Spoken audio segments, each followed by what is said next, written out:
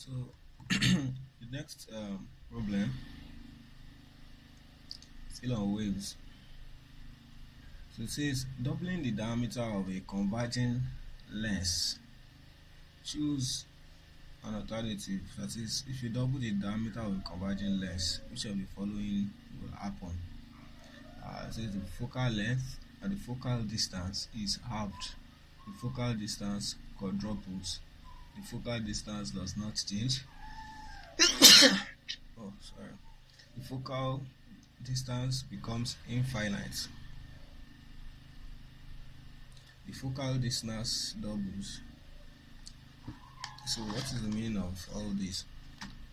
So now when you hear of converging lens or converging mirror, diverging lens or diverging mirror, okay, just let me know if you want us to treat this in details. Okay, so I think it's a very big topic that we should actually look at in details if there is need. um, And when you talk about properties of light, we have what we call reflection, okay, amongst many others. We have also what we call refraction, okay.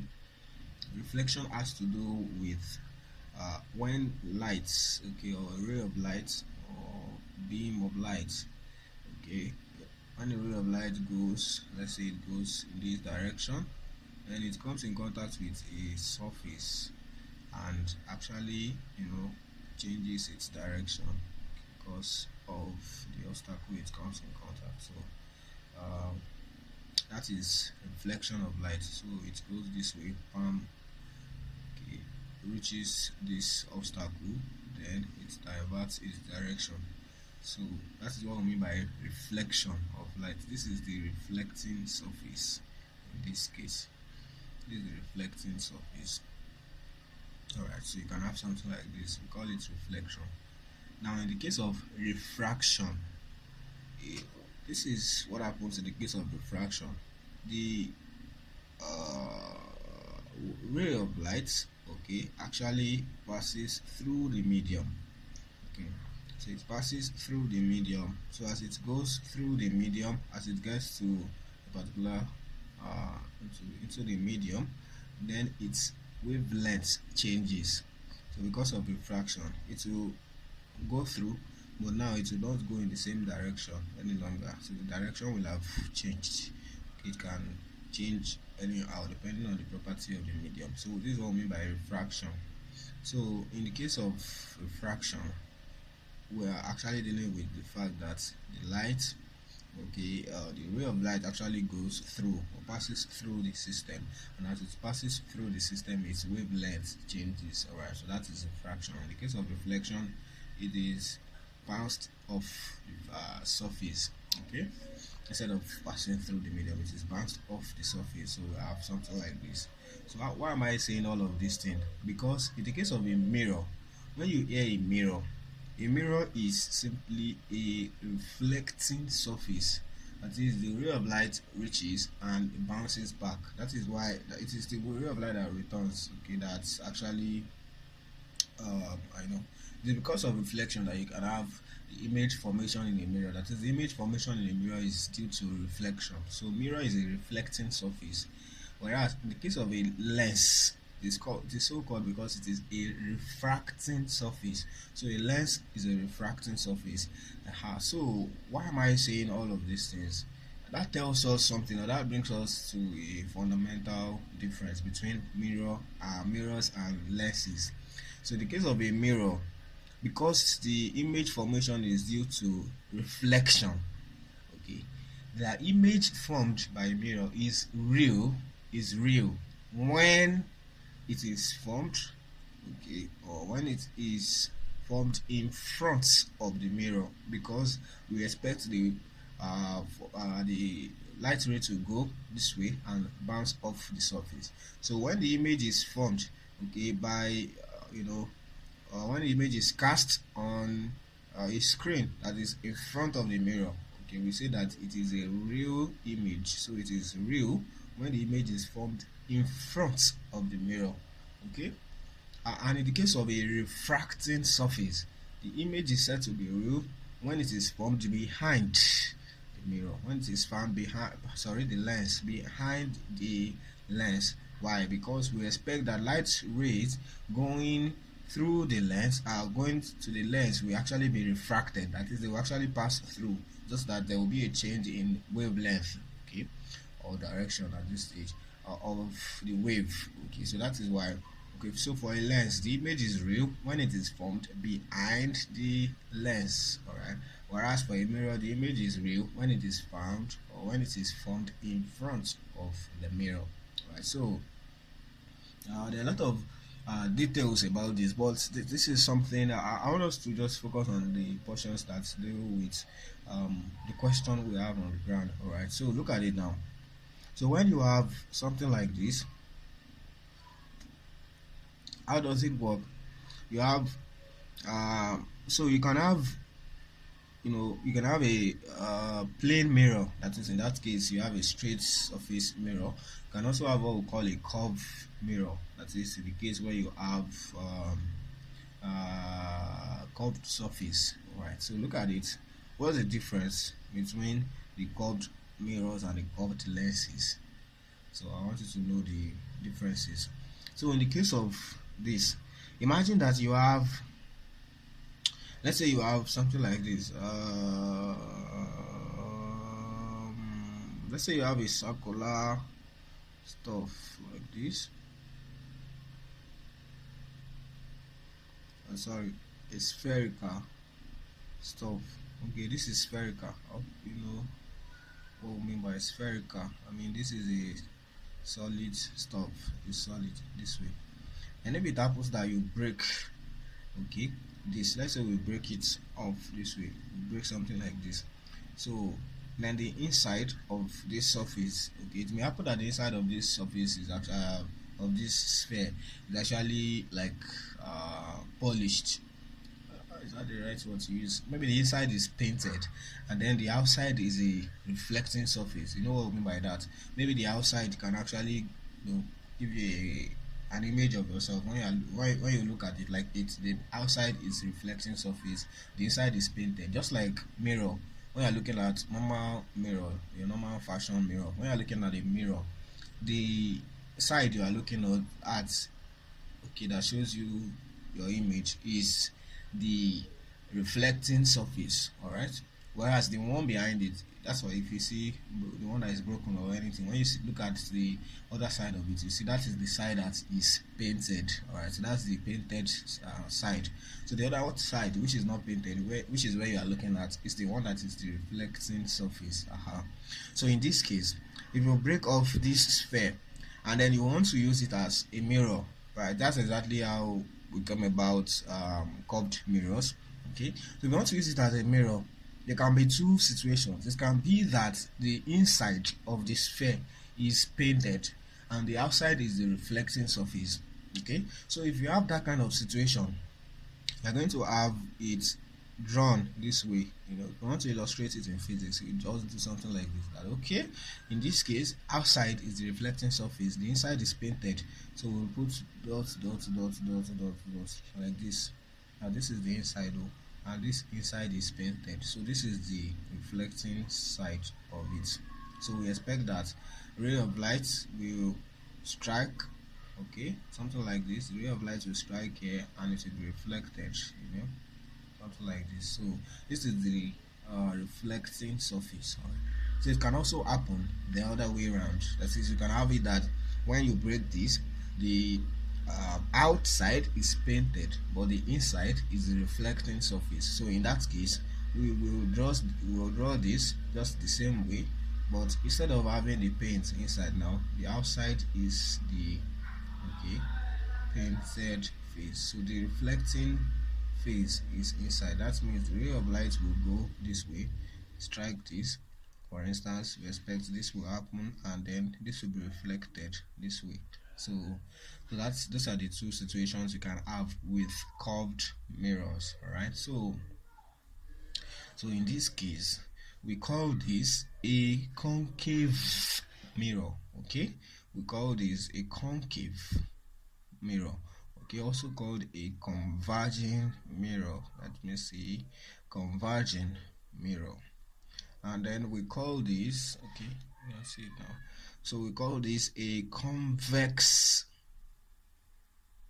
mirror, convex or diverging, convex or diverging mirror. Okay, I I wish I could go into a lot of details about this, but this is the idea. How did I know all of these things? So how can you know all of these things often? The idea is this: when a ray of light, okay, strikes this surface, it actually spreads out like this thing.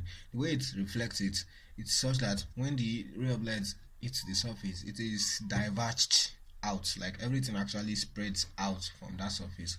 Whereas when the ray of light reaches here, it actually converges everything to a particular center. Okay, so it tries to put everything together towards its center here. That's why we call it converging mirror or concave mirror. Alright, this one is diverging mirror or convex mirror. So there are a lot of principles that you can use to know what image will be formed when the object is placed at what distance. Please, if you need these details, let me know. Okay, I'm just focusing on the problem part, which may be that you actually need the details in the long run. So please let me know so that I can go into details about how images are formed. You don't. The good thing about physics is that you don't need to cram anything. Should I say anything? You don't need to cram. I mean, at least over 90% of what you learn in this course and any physics course, you actually don't need to cram it at all. There are things you can actually reason with, like you can think about um,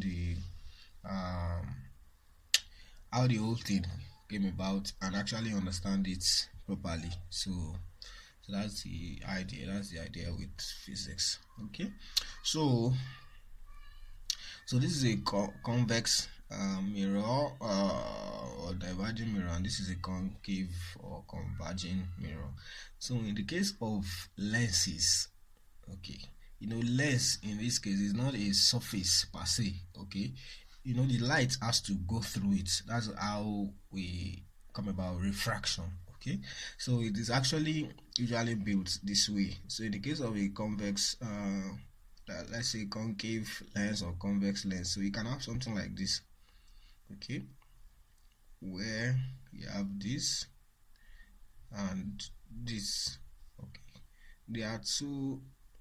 Now this is a material, it is a solid material. So that's the difference between what's it now? That's the difference between mirror and lens. This is a solid material, but it is somewhat transparent. So the ray of light will go through and actually gets refracted. Okay, so it's effect to be felt on the other side. But this is what the shape is. Okay, this side is curved this way, this side is also curved this way. This is a lens. You can also have a situation where the lens is like this, such that this thing goes this way, this one also, okay, goes this way. All right, so this is also solid and this is a lens. All right, so how does it happen here? Okay, obviously you can see that this is, in this case, this is going to be our convex, okay, convex lens. You understand what I mean by that? The surface, the light, is still like you have it here. All right, and this is going to be our concave, okay, concave lens. Okay, but in this case the concave lens, okay, is not the converging lens. Okay, just unlike the concave mirror, which was the converging mirror, here the concave lens is the converging lens. All right, whereas this one is the diverging lens. All right, so let me check something.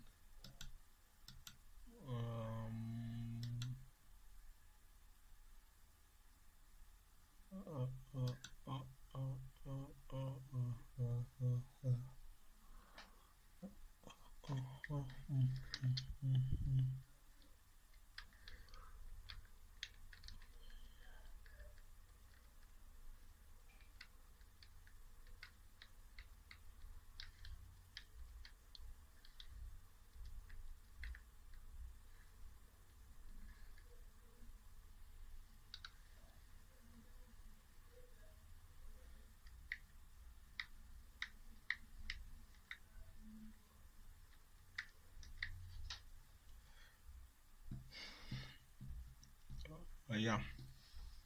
Uh,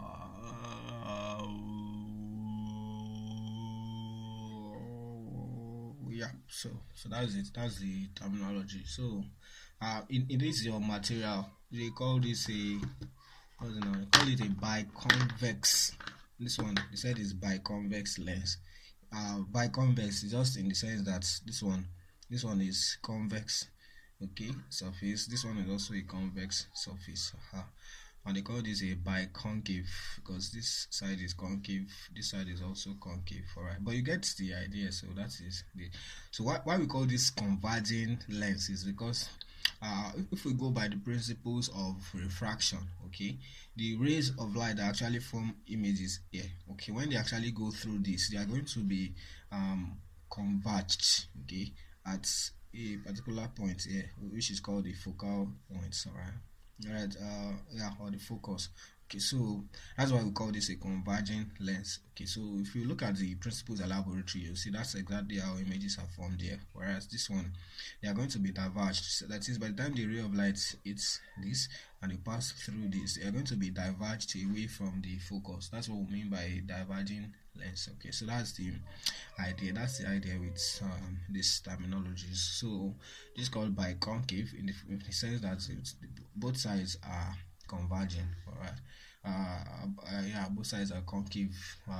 You know, in shape. All right. So that's that about that. You can also have uh piano converser. What's the meaning of this piano converser? Converser cover. All right. So you can have like a single converging surface or a single diverging surface. You know, in this case now you can have a concave. You can have a lens that is like this. Okay. So that's a single. So such that this surface is concave, whereas this one is straight. So you can have that's how do you put this in English? I think it means a plano concave lens. That is, this side is plane while this side is concave. Alright, but you understand the idea. Okay, when it is like this, such that it is this curved surface that's going to receive the light. Okay, or that's where the light will emerge from. So you have what you call um, convex lens. Alright, or convex mirror in this case. But it is divergent in the case of a mirror for convex, and it is converging, okay, in the case of a what's it now, in the case of a lens. All right, so that is that about the we mixed it up. This is diverging rather, okay. For a concave mirror it is converging. For a concave lens it is diverging.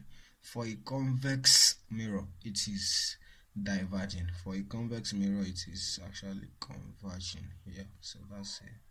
That's the way that works. Alright, so look at the measurement terminologies. How do we deal with those measurement terminologies or measurement terminologies? This is what it is.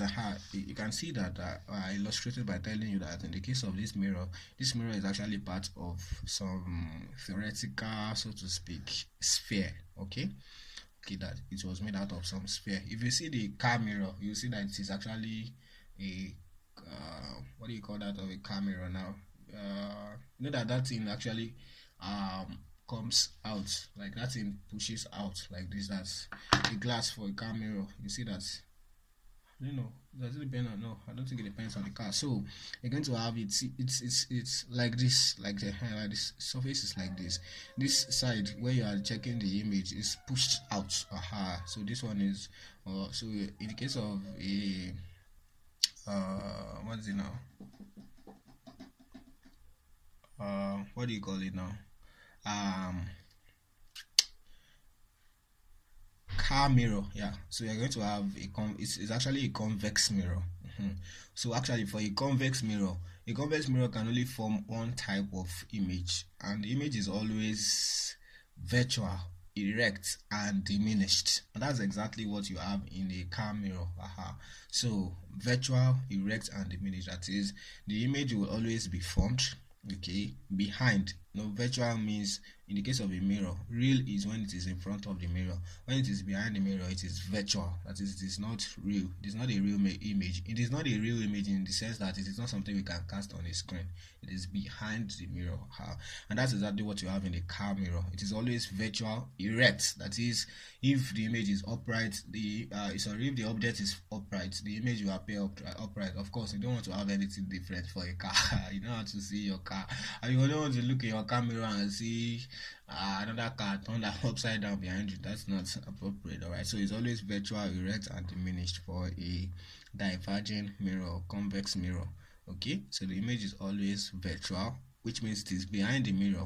It is erect, that is, it is of a upright height. All right, so it is not inverted in terms of height. All right, so, and it is diminished, that is, it is of a smaller size compared to the object. All right, and that's exactly what you have in car mirrors. All right, so I guess that is not about that. So this is the same characteristics of the image formed by a concave lens or diverging lens. Both of them are diverging. So a convex mirror and a concave lens, they are both diverging. Okay, a convex mirror is a diverging mirror, a concave lens is a diverging lens. The image formed by a diverging lens is also virtual, erect, and diminished. Yes, but in this case, of course, for a lens, the image is virtual when it is formed in front. That is, if this is the side that takes the reflection, and this is the side where the refraction occurs. When the image is formed here, the image is said to be virtual. When the image is formed at the refraction side, that is behind the mirror, it is said to be real. For in the case of a lens, behind the lens rather, it is said to be real. So for a diverging lens or a concave lens, the image is always formed here, the same side of the object. Okay, that is when it is virtual for a lens. All right, so that is the idea about that. So we're saying that this thing is theoretically part of some sphere. Okay, so the radius of this sphere, or the radius of curvature of this sphere, is the radius of curvature of the lens. Okay, so the radius of curvature of the mirror, the radius of curvature of the mirror is the radius of curvature of the sphere of which the mirror was originally part. All right, you know what I mean by that. That is the radius of curvature of the sphere from which the mirror was made. Okay, that's some theoretical concepts right there. All right, so that is the idea. So mirror will always have a radius of curvature, okay, just like a lens as well. So you have something like this. So if you have let's say we have a converging mirror, okay, something like this, converging mirror. This is the curved surface. So the radius of curvature is the radius theoretically of the sphere from which the mirror was made. All right, so of course that radius is the half of the diameter of curvature of the mirror. Then we have what we call the focal length. The focal length is actually the half of radius of curvature. It's always half of the radius of curvature of the mirror, okay, or of the lens, whichever one you're dealing with. All right, so if this is we have this, okay, we can have this as the focal length, or the focal points, or the focus, and then we have this as the center of curvature. Okay, so we get the difference. This is center of curvature. The center of curvature is simply the center of the sphere from which the mirror was made. So if this is the sphere from which the mirror was made, this will be the center of the sphere. Okay, so this will have been made from a very big sphere that will extend out like this. So the center of the sphere is the center of curvature of the mirror. now. And half of that is midway between that center and this pole. This pole is this that pole is where the principal axis, okay, intercepts with the surface of the mirror. That is the pole. So halfway between that is the focus, and this is the center of curvature. So basically the distance between the center and the pole is the radius of curvature of the mirror, whereas the distance between this and this is the focal length, which is actually half of the radius of curvature of the mirror. So you get that. So it's the same analogy that applies for that applies to lenses. All right, so in this case, if you have the diameter, okay, that means look at the question now. The question we are dealing with, I said we are just looking at the concepts for, so as far as we can, or we need it to answer the question. So the question says, if you double the diameter of a converging lens, in fact any kind of lens, if you double the diameter of a converging lens, so this is the converging lens, this is the converging lens, for instance.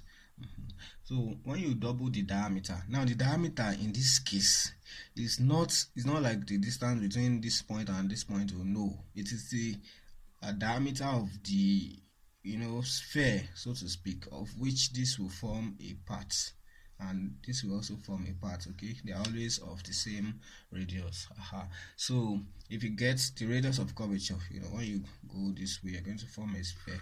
So the radius of curvature, or the diameter of that sphere, is what is the diameter of the converging lens. So when you double the diameter of a converging lens, definitely you know what is going to happen. The focal distance, or the focal length, is going to also double. Okay, so in this case there's no double in the okay, it's in the option. That's the last option. The focal distance doubles. How did I come about that? You already know, or you can get an idea of the relationship here. Let's say that initially the diameter was d1.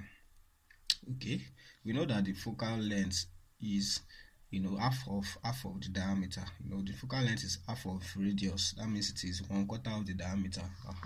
So the focal length is going to be, initially the focal length is going to be d1 over 1/4 of this, that's d1 over 4. I hope you understand how we came about that, since the radius of curvature is half of the diameter, and the focal length is radius of curvature is half of the diameter, and focal length is half of radius. That means focal length is equal to the 1/4 of the diameter. You understand that? So when you divide this into 4, you're going to get this. Alright, so now for d2, they now say this thing is double. That means d2 is equal to 2d1. So what is going to happen if d2 is equal to 2d1? Then what is going to be f2? You know that f2 is also going to be d2 over 4. So they are now asking what's the relationship between f2 and f1. So we can substitute here. We know that d2 is 2d1, so we can have 2d1 all over 4. Understand that? I just substitute, instead of d2 I put in 2d1. So 2, we cancel this will be 2. That means f2 is equal to d1 all over 2. So we want to know the relationship between f1 and f2. So you know that from here we can get d1 in terms of f1. d1 will be equal to 4f1 when you cross multiply. So from here we can substitute that into this. So we're going to have f2 is equal to 4f1, okay, divided by 2. So from here I'm going to have f2 is equal to 2 here 1, 2 here 2. f2 is equal to 2f1. So that tells you that the focal length also doubles. Right, so that is the correct answer. That's that about that. Alright, so there are a lot of details more about this conduction, reflection, refraction, image formation in the mirror, blah blah blah, this and that. So but you can check your slides for more details about this, so you understand them perfectly. Alright, so I guess that's that about that. So the next problem has to deal with okay, never mind, this is not for you. So the next problem says choose it says An electromagnetic radiation has a wavelength of 500 nm. So when you see nm, we have done something like this before. When you see nm, this n actually implies nano. So nm is simply nanometer. Okay, so 500 nm means 500 nanometer, and you can remember what nano is. Okay, when we talked about multiples of 10, nano actually implies 10 raised to power minus 9. Okay,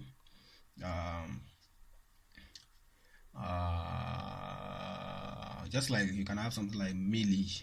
If you talk about milli, milli implies 10 raised to power minus 3. I hope you can remember this. When you talk about micro, you can have micro.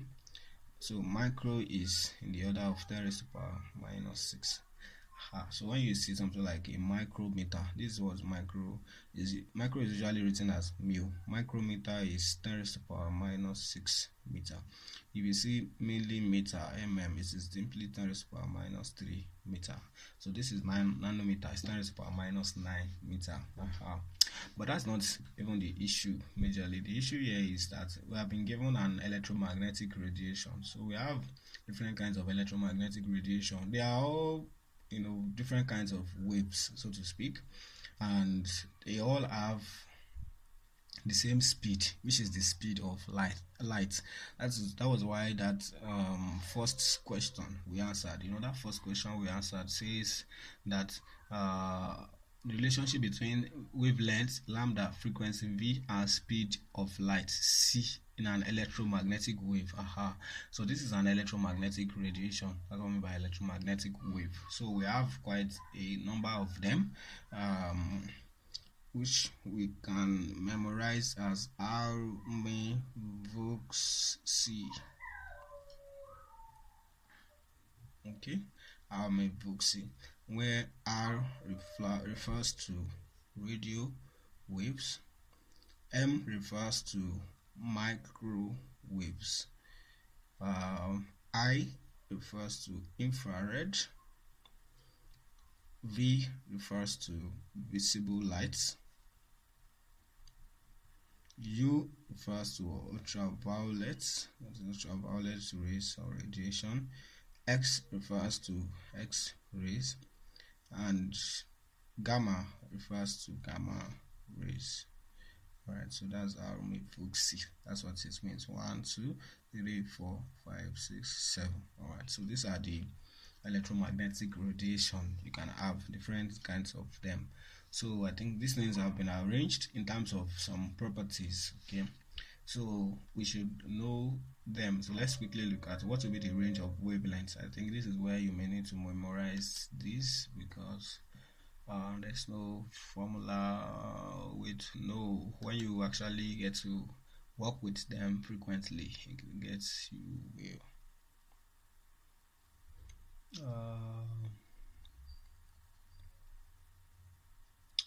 so this gamma ray, this X-ray, ultraviolet, visible light, microwave, radio wave, blah blah blah. So how does wavelengths, or how does frequency increase? So frequency for this situation now, frequency increases such that it is our gamma rays that have the highest frequency. So that means frequency increases in this manner. Okay, so this one, radio waves, have the lowest frequency amongst them. So this is the direction of increase in frequency. So that's the way frequency increases. So frequency increases in that direction.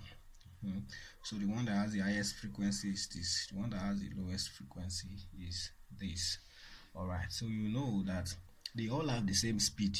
I've said it now. They all travel at the speed of light, which is c, which is approximately 3.0 times 10 raised to power 8 meters per second. I think we have seen this before, or we say that actually it is actually 2.998 blah blah blah times 10 raised to power 8 meters per second, which is approximately 3.0.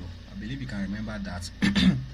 So Now again, we've established from our first problem that velocity c is equal to f multiplied by lambda, that is frequency times wavelength is the velocity.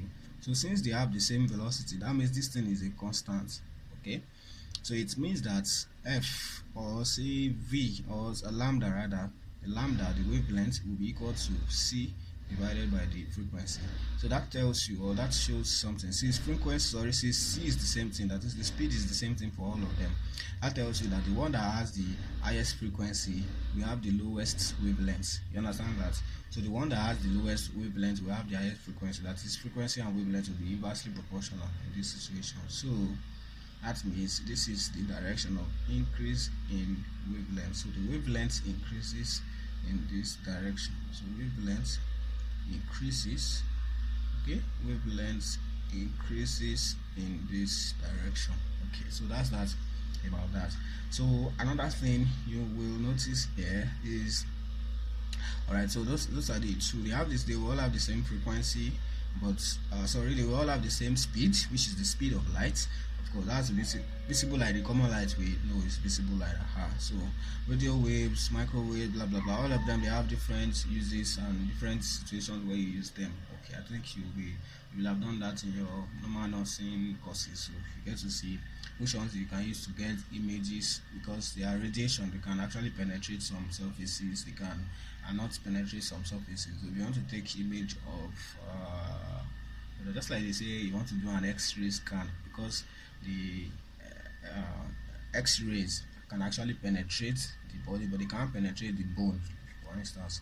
So they can actually, so when they come in contact with the bone, you can actually take cognizance of those points where they are actually not able to go further. So that will give you an idea of what that place is like. So that's what is applied when you are doing x-ray scan. I think you get to do all of that in your courses or other courses. All right, so this is the idea now. So let's have an idea what these wavelengths are like. In the case of radio waves, the wavelength is in the order, you know, this is the one that has the highest wavelength. Okay, in the case of a radio wave, this wavelength is in the order of 1 kilometer. I don't know this thing offhand. This one that I'm writing for you, I'm looking at it from a textbook, so don't feel somehow about it if you don't know it offhand. So this one is between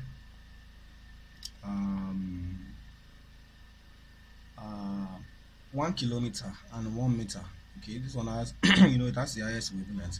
So 1 kilometer, that's 10 to the power 3 meters, and 1 meter, that is between 1000 meters and 1 meter. That's the range of wavelengths of the radio waves. Then for the microwaves, you have it between 1 meter and what is this now? 1 millimeter. So, and 1 millimeter. Whereas for the visible light,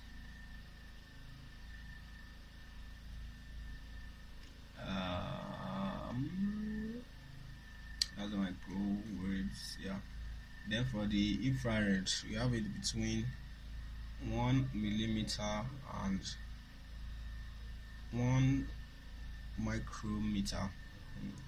And then for the visible light, you have it between 1 micrometer, let's say 1 micrometer, to some other micrometer. Should we say this is like 4 or 5 micrometer? Whereas for ultraviolet, you have it between, say, 4 micrometer on to 1 nanometer. And you have this one from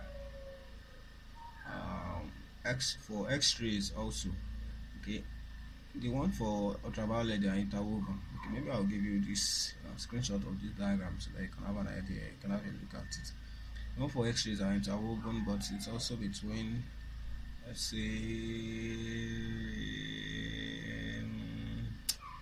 say from 0.5 nanometer to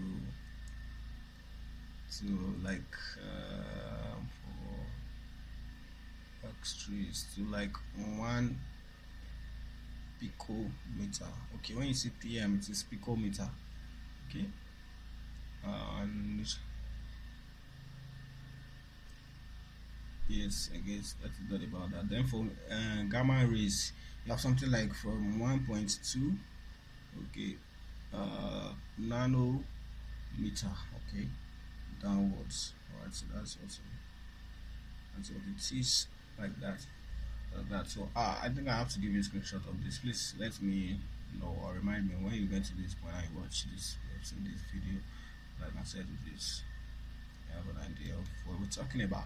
Alright, so I guess that's that. Now look at it. They said you have an electromagnetic radiation. It has a wavelength of 500 nanometer. So where will that go? 500 nanometer. You know, I can write that as 500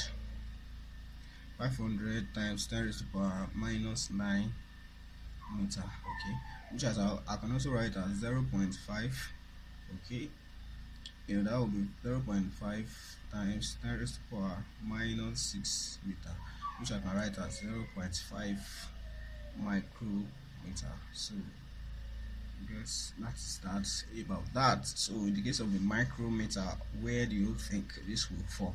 You know, this one for our infrared, we have this one to be between 1 millimeter and 1 micrometer. So 0.5 micrometer will fall in this range.